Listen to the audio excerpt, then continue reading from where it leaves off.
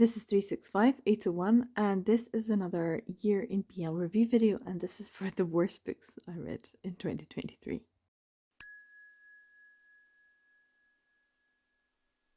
So here we are with the worst books of 2023.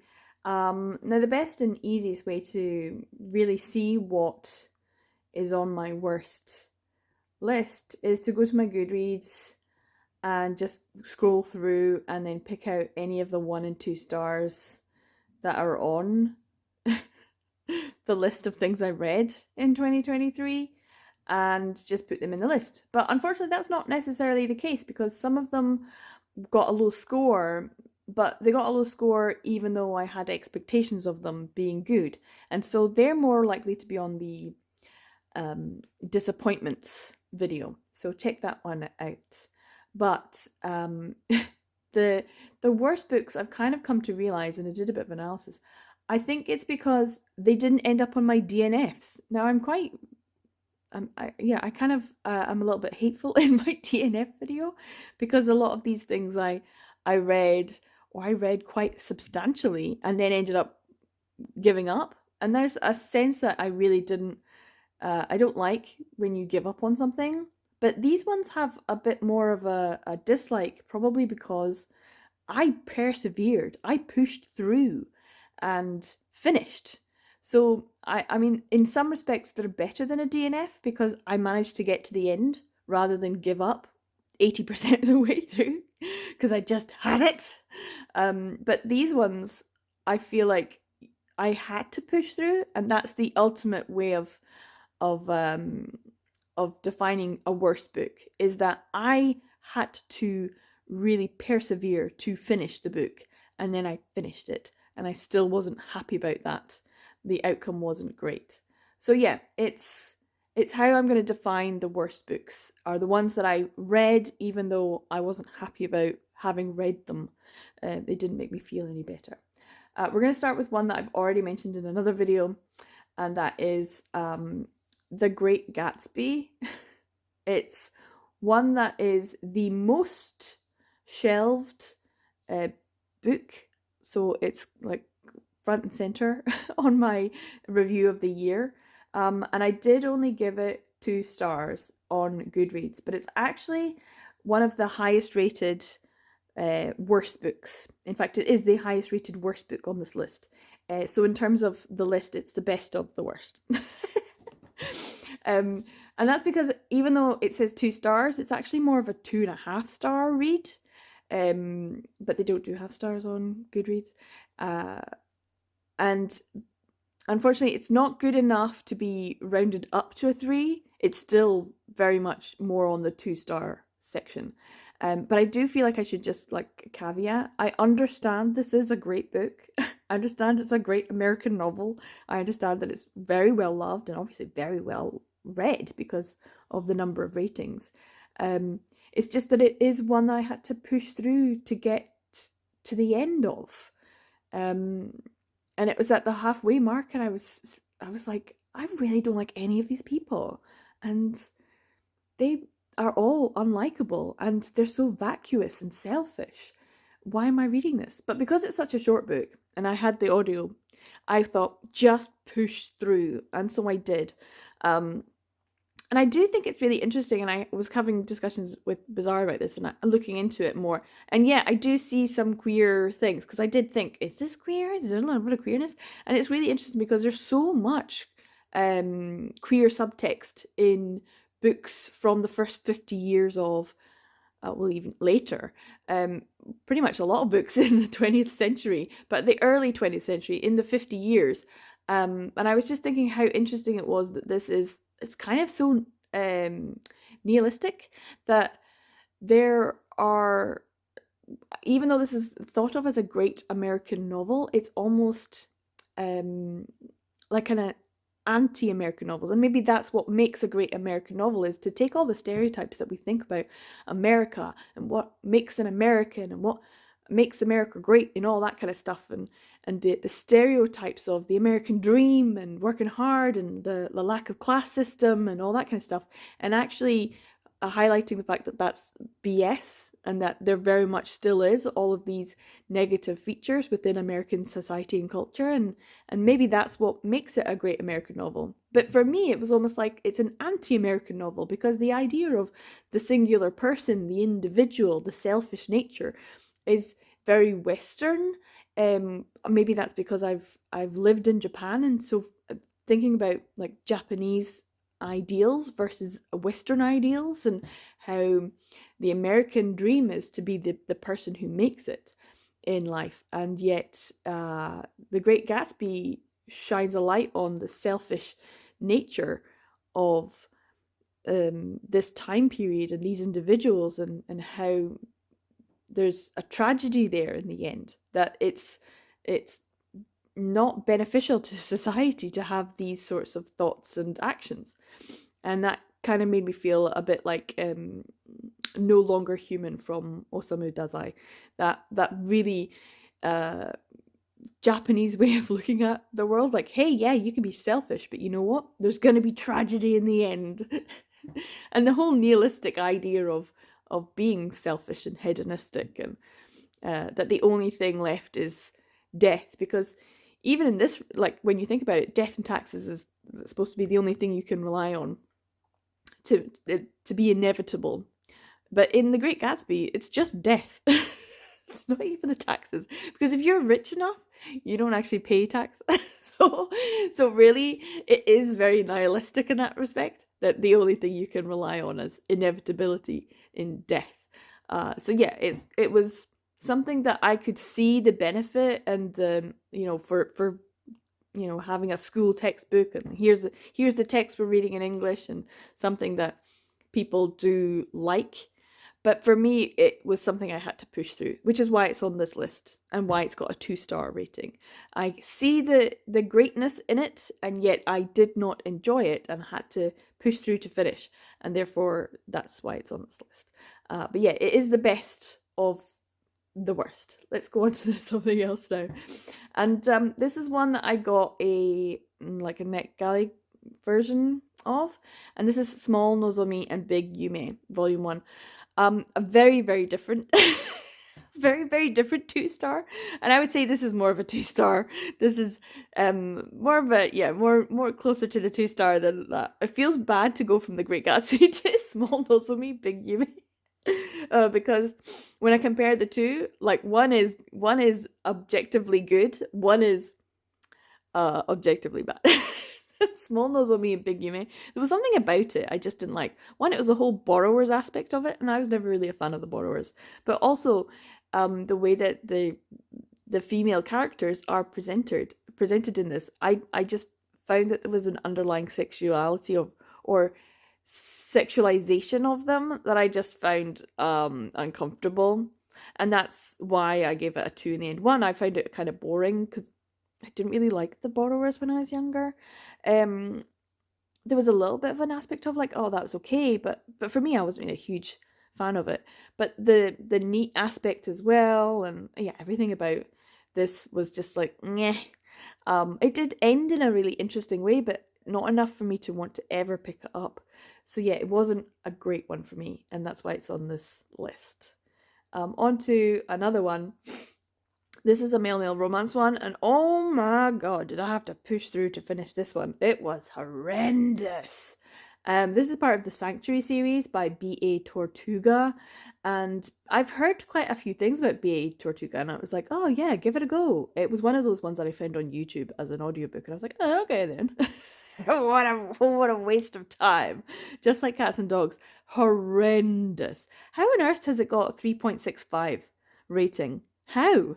It is awful. So it's about a guy who goes home, and it's shifter stuff, and God, it was awful. I was so utterly bored, but I had it on, and I was like out doing stuff, or I was cleaning or something like that, and it was just like on in the background, and I ended up finishing it all the way to the end, and then it was like, that was horrendous. What a waste of time. And these are the books that I want to avoid reading. And I've got some more I'm going to talk about in a second, but these it's this class of male romance that I just don't want to have anywhere near my reading in 2024. This is one of the goals I'm really setting. I'm looking at what did you enjoy and what did you not enjoy, and why is your rating not 4? Why is it a 3.9? I mean, that's still pretty good, but my average rating being less than a 4 when I read so many great things and I read so much manga, and so much of the manga that I read is like 4 or 5 stars. Like constantly great stuff. Well, I say that as I'm about to slate some more things. That's maybe also why my rating's quite low, because there was quite a few manga duds this year as well. But generally, I'm padding my low star ratings with, or 3 stars, 2 stars with male romance that I just don't like and I don't rate and I don't have a good time. So yeah, Just Like Cats and Dogs, highly do not recommend. It's awful. Awful. And I don't want to read anything else like it. So yeah, we're going on to some more, and I did mention these in the DNFs. So there was some more Vino and Veritas ones. And honestly, these were so forgettable. But still at the same time, I knew that by the end of it, I was like, God, that was awful. It wasn't that bad.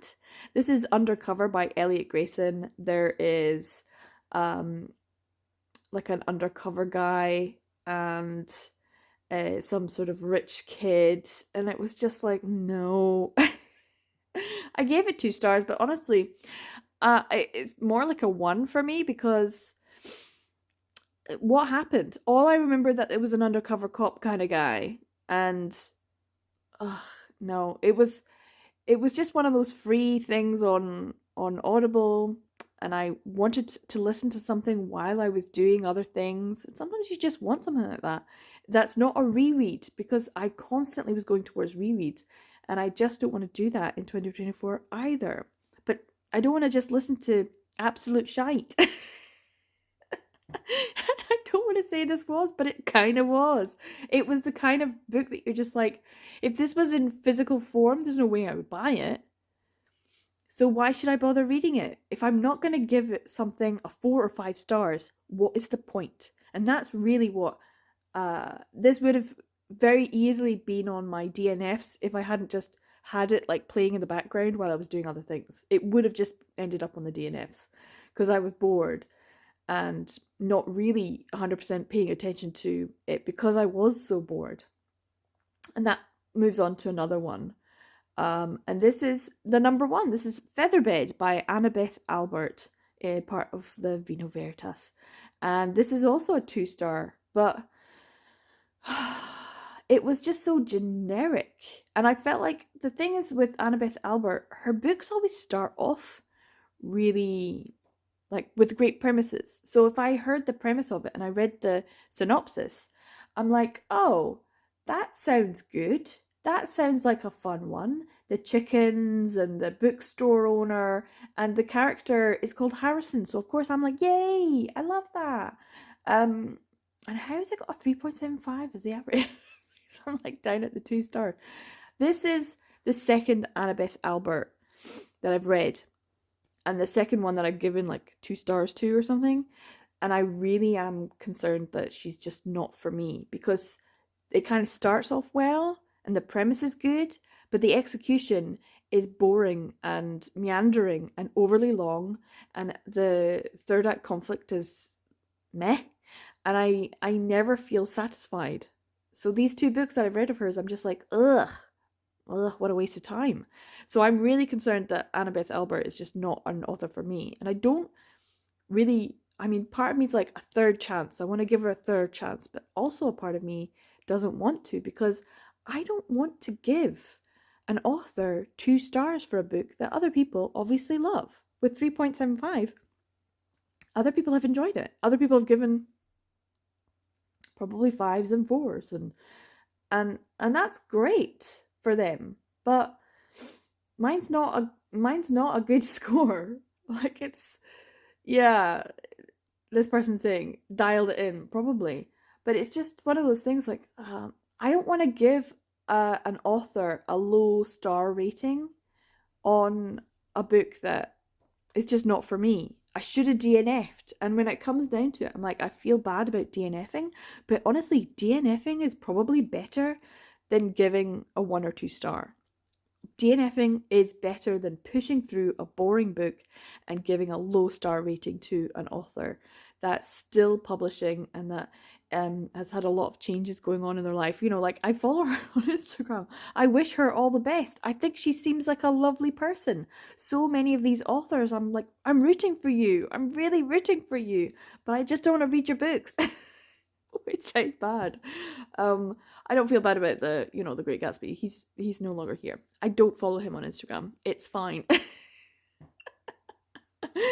But Annabeth Albert is a real person, and I feel like just give up. Don't read any more from them. Just wish them well from afar, and hope that they have a great life. And I think that's probably a better thing to do than to push through another book, unless there is a book. I think, what was it? Was the one about the sailor, and it was like a best friend's younger brother as the boyfriend type thing, and there was a whole extended family thing, and it was a great start. It was a great premise.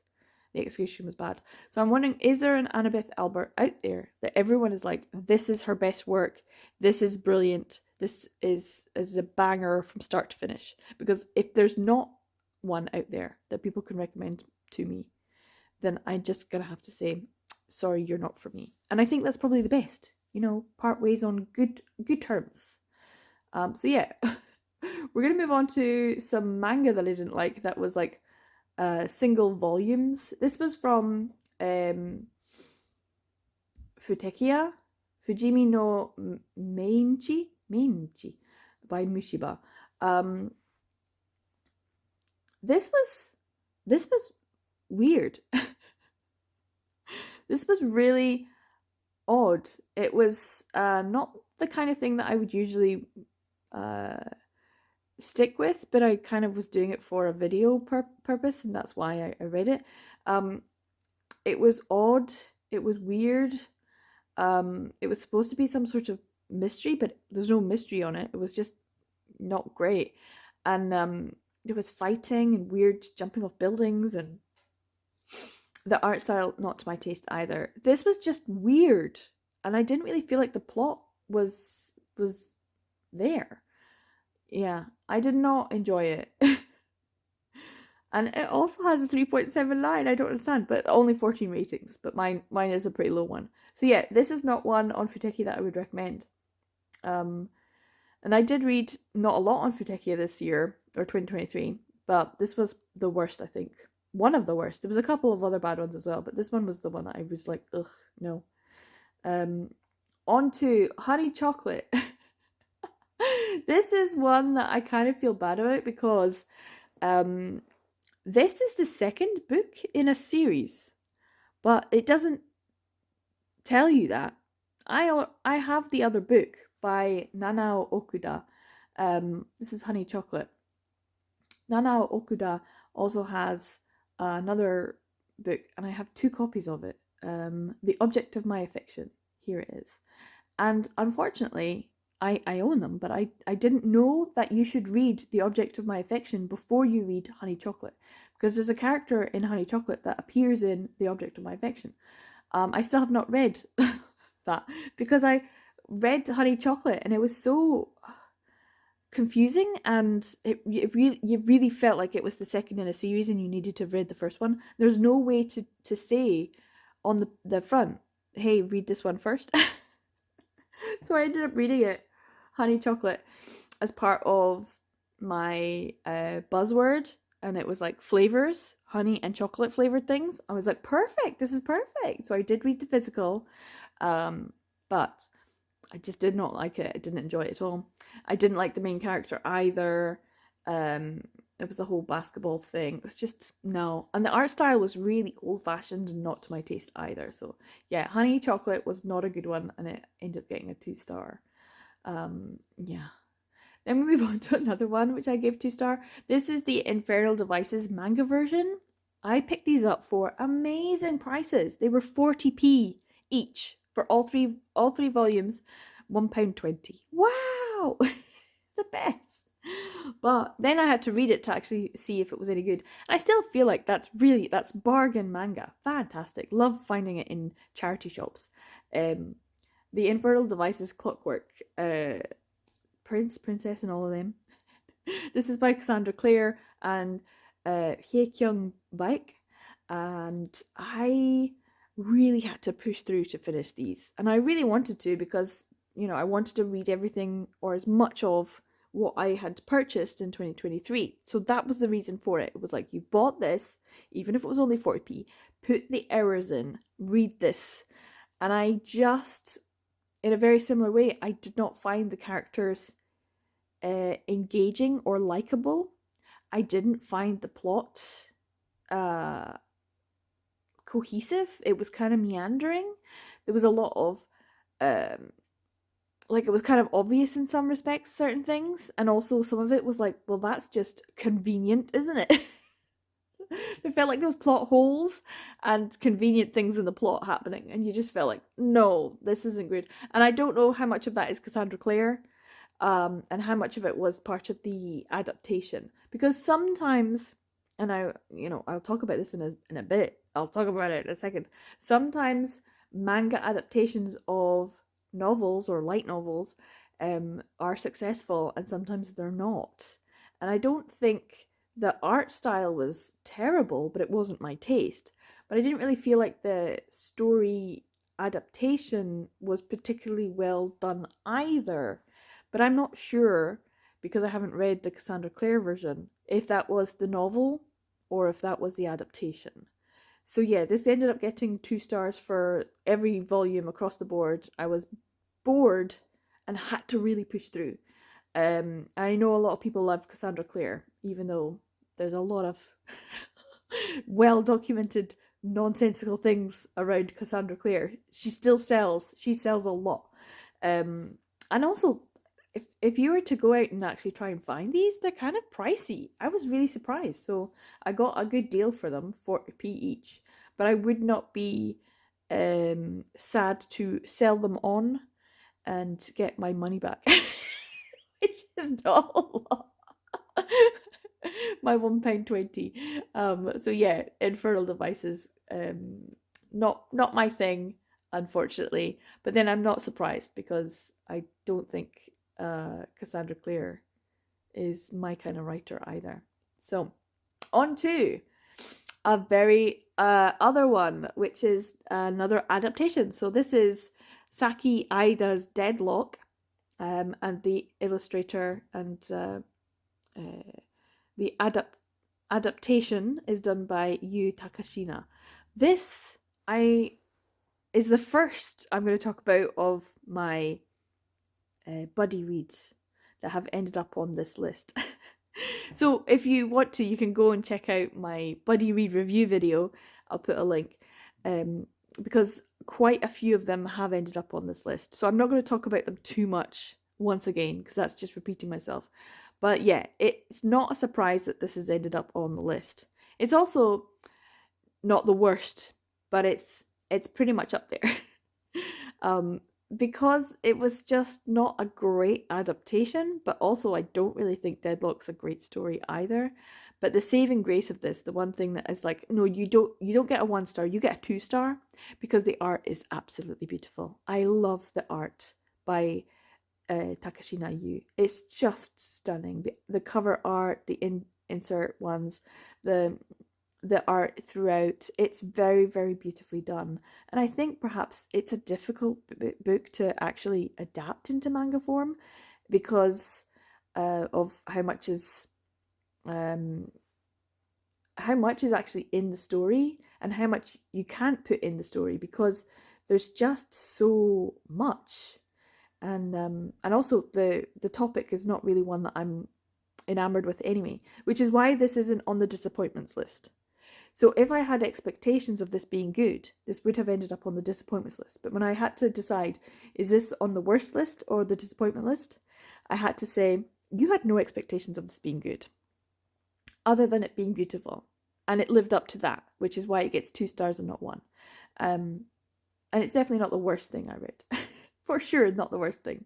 But yeah, it was not my taste, and I feel like I probably would have enjoyed light novel translation in English better than um, the manga if the story continued on, because this is just the first like book of Deadlock and the series is massive. So you're only getting a slice of the story anyway. So it's kind of a bit disappointing because you end on a unsatisfying note as well. So yeah, there was a lot of things that I didn't like about it. The prison setting, the inevitable sexual assault of people, um, the injustice of it all, everything just is highlighted there, as well as it not being a great story. But yeah, beautiful art, and that's its saving grace. On to another one that also deals with a bit of sexual assault. Yay! Oh my god, I hate these ones. This is an older one, and this is also a story and art one. This is Jun Mayama's and Itsuki Sato's Live for Love. I also read this as part of the buzzword because it had live in the title. And this is also horrendous. This is for the longest time, this was on the worst. This was up there as the worst thing I read. For a long time, it was just very much sitting there being the worst thing I read in 2023. And that is because there was the representation of gay men in it is absolutely piss poor, terrible. It really does highlight and show how some BL really were negatively representing gay men, gay culture, and putting them forward as predatory. And that's just so bad. It's just so dangerous. It's just one of those things where you're thinking, that's two people working together and just perpetuating negative stereotypes. And I hated it. Also, it was very badly drawn. The anatomy of the characters, very bad. The yaoi hands were in full force in this one. It's really bad. So the art is not good. The story isn't good, and it perpetuates negative stereotypes a bit about gay men, gay culture, and so yeah, for the longest time, this is the worst. And I honestly still think, maybe looking back on it, I don't know why I gave it 2 stars. It's a 1. It's a 1 star. It's a 1 star read. It's bad. I'm changing my I'm changing my rating mid video, because it is. The more I think about it, the more I'm like, no, there was nothing good about it. So yeah, it has to be given a 1 star rating. The more I think about it, the more I'm like, yeah, this is one of the. It's also really bad for BL because it just helps people to be like, oh, BL such a, or saying yaoi's such a bad thing. And I'm like, well, yeah, some of them are. And some of these ones that June Manga printed are terrible. And some of them were created by incredibly ignorant people. And it's almost like a duh because they were created by Japanese, a lot of them by Japanese women at a certain time period when we didn't know a lot about LGBTQIA plus culture in the West versus in Japan, which is a lot more conservative. So yeah, there's definitely the negative stereotypes of BL is on show in this work, and that's why it's even more disappointing. So yeah, it's getting a 1 star. That doesn't mean that it's not as. That doesn't mean that it's not better or worse, but it's kind of on a par with Punch Up volumes 1 through 7. I've just put volume 7 up. Look at that rating, 3.89, and this is a volume 7. Oof, that's pretty bad, because you know that the later volumes of a series always get much higher higher ratings. I'm wondering about the rest of them. So yeah, I just this is another one that we read as part of Buddy Reads. Shioko Kano has pretty poor representations of LGBTQIA plus characters as well. Let's just say that she's got some really bad ones. There's a few series of hers I haven't read yet.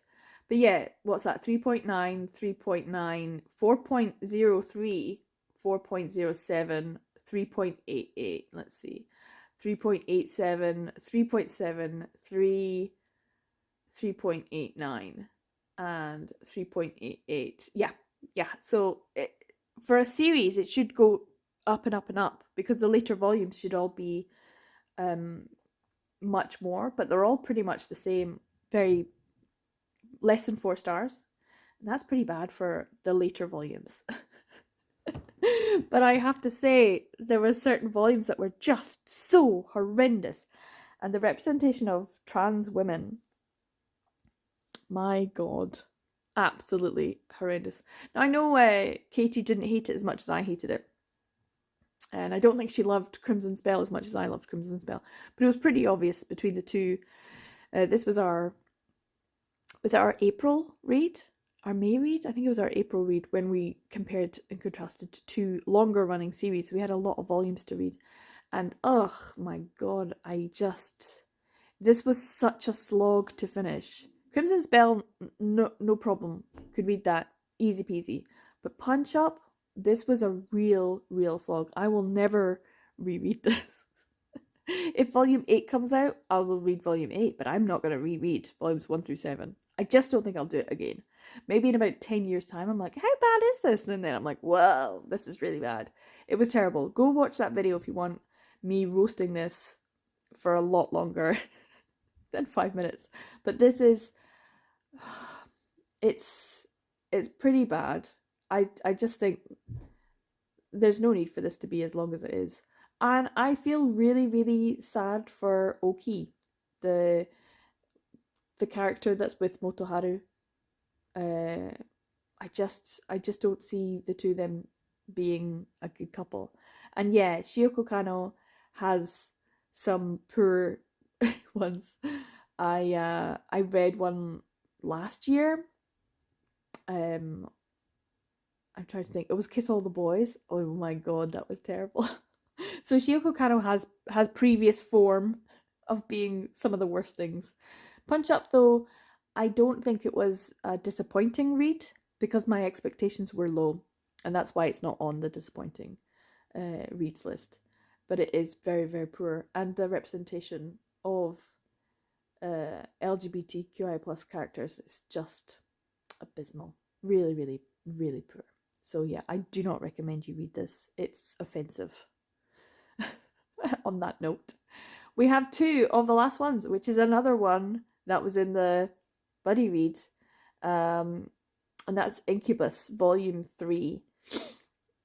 And I'm amazed this has a 3.9 as well. So this is a 1 star. This is a 1 star read.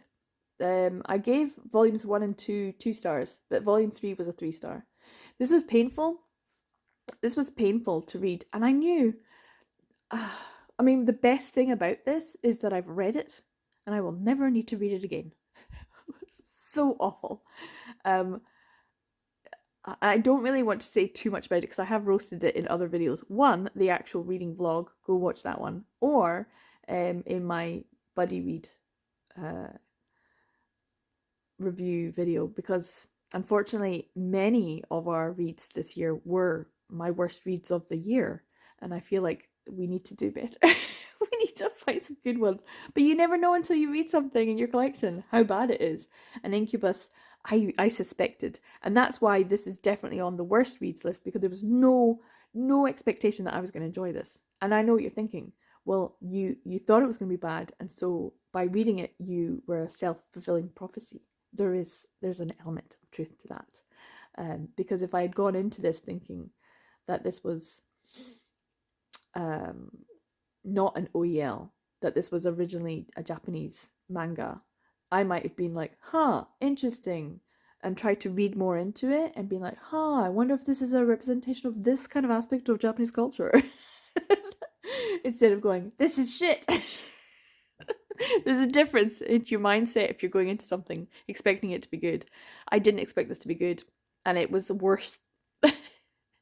And you failed to live up to my standards, my low standards. It was really bad. But I don't think Bazaar or Katie, who I buddy read both of with both of them, this title. I don't think either of them hated it as much as I did. So I don't know if it'll end up on their worst books of 2023. But for me, this is fighting very, very closely with the next book that I'm going to talk about. And that is Treasure, which is obviously another buddy read that me and Katie did.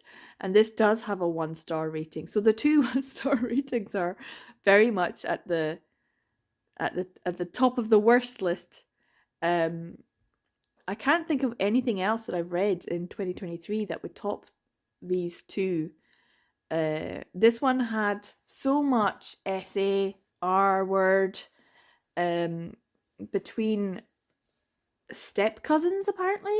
Are they step cousins? I thought they were just actual cousins. I don't remember anything being step about them. That was not something that was made clear in the text. And it's just constant. It's just constant. And a huge flirt? No, he's not. He's an R word. It's terrible. It's really bad. Ugh. I didn't like this at all. This was such a struggle to get through because these volumes are thick because after finding out later on, they are actually omnibus volumes of Treasure. The fact that this is called Treasure, oh my, it's the absolute worst. It's absolute shit. I can't think of anything else to describe it as. It's absolute shit. If I could give this no stars, I would give it no stars. Incubus, I feel like there's almost like a, well, you tried, and it's someone from outside of Japanese culture trying manga, and there's mental health issues for the author, which I don't want to go into, but it's very serious. Whereas Yamakami Ryu is a mangaka and she's Japanese. There's no excuse other than the fact that this is like the worst representations of BL. This is the kind of thing that gives BL a bad name.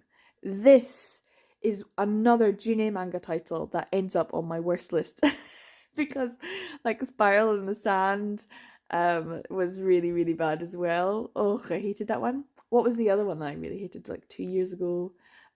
Which wasn't a June manga. I think that was a Shu Sakurai title. Oof. So yeah, so there's absolutely terrible BL out there, and unfortunately, to be able to read my whole collection, I have to read some of these absolutely horrendous BL. The thing is, I've also read some old BL from the same time period that was so refreshing, and that was a breath of fresh air when it came to representations of gay culture or bisexual awakening or representations of how accepting others in society could be, and how beautiful some of those stories were. And then you get this, and it's just constant 4 volumes in 2 omnibus forms, unrelenting, the worst stereotypes of BL, one after the other, after the other, after the other, and it was just not letting up. And so yeah, this is probably the worst. I would say my expectations of Incubus were low. My expectations of Treasure were higher. And therefore there's the worst and the disappointment. And this wouldn't be put on my disappointing lists. And I could have split them up, but no, this has to be on the worst. Has to be on the worst because it was terrible. Absolutely horrendous. And I also have had it in my collection for such a long time. Me and Katie have thought, oh, we could do Treasure. And we finally did it. And it was like, oh my God, what the hell is this? So yeah, this is the worst thing I read in 2023. I would love to hear if you've read Treasure and what your thoughts are on it. What a disappointment. What an awful story. Or any of the ones that I've mentioned in this video. They are all pretty bad. But yeah, expect some other ones to pop up in other videos when I go through things, worst and disappointing surprises, DNFs, that kind of thing. So yeah, check out those other videos as part of my Year in BL review series. And of course, there will be a few other ones as well. I hope you enjoyed this video. A bit of a rant. and a little bit of hate, but hopefully not too much. I'm hoping to go into 2024 with a lot more discernment in my choices. When it comes to buddy reads, there's no getting away from them because that's what we've chosen, and because they're part of our collections and we want to read everything. This is something that I want to read. I want to read it, even if it turns out to be horrendous. It's my choice. I've chosen it, and there's no excuses. But yeah, I want to be a bit more discerning when it comes to male male romance, audiobooks, things like that. I want to be slower and more mindful and more conscious in my choices. So yeah, hopefully there'll be fewer books on my worst books of 2024. We shall see. I'd love to know your thoughts on any of these. What is the worst thing you read in 2023? I love these worst ofs, and I love knowing the reasons why. So yeah, let me know in the comments down below. What's the worst thing, or the worst BL manga, the worst male male romance that you read in 2023? Thanks so much for watching to the end of this very long ranty video, and I'm sure that I will be having another video next year, pretty much the same thing, but hopefully less. So yeah, take care guys, thanks for watching, and I'll see you in the next video. Bye!